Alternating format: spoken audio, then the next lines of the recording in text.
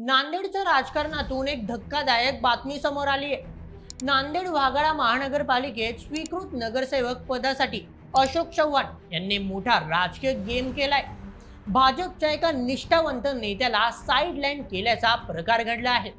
यामुळे शहरात सध्या या प्रकरणाची जोरदार चर्चा सुरू आहे।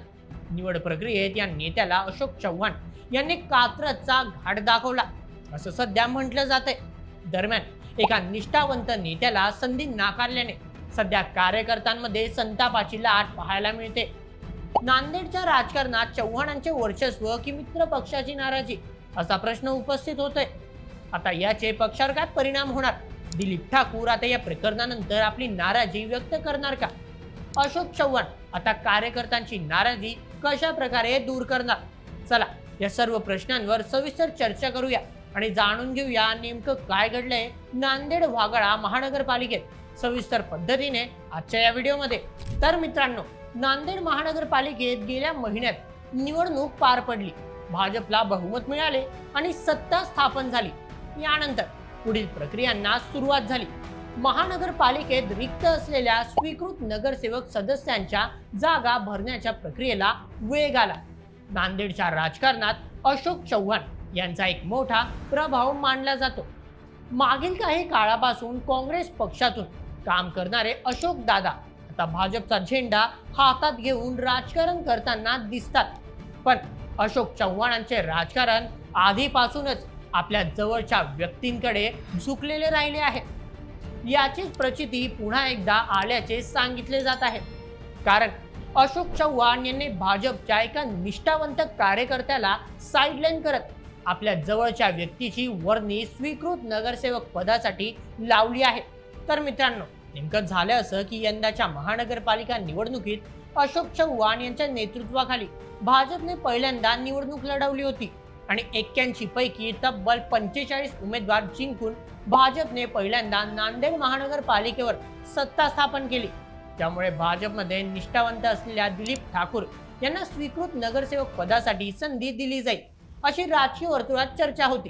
ठाकूर यांना शेवटपर्यंत स्थानिक नेत्यांकडून स्वीकृत सदस्य पदासाठी आश्वासित करण्यात आले।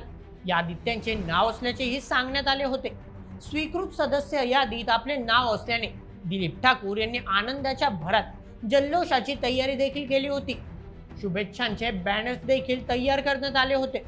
मात्र ऐनवेळी अशोक चव्हाण यांनी ठाकूर यांचा स्वीकृत नगरसेवक पदाचा पत्ता कट केला।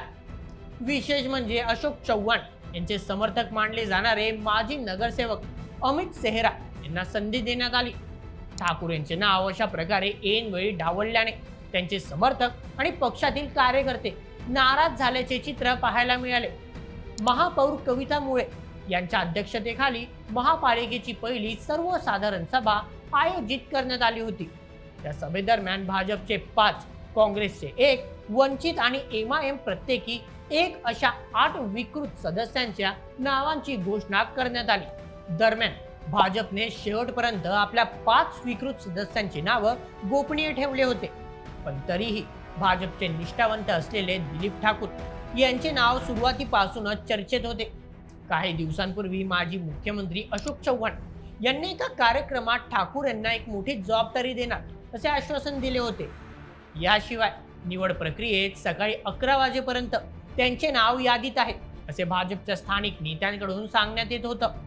पण नेमके ऐनवेळी नगरसेवक अमरसिंग सेहरा यांच्या नावाची घोषणा करण्यात आली।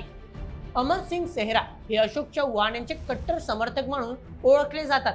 ते 2017 मध्ये काँग्रेस पक्षातून नगरसेवकपदी निवडून आले होते।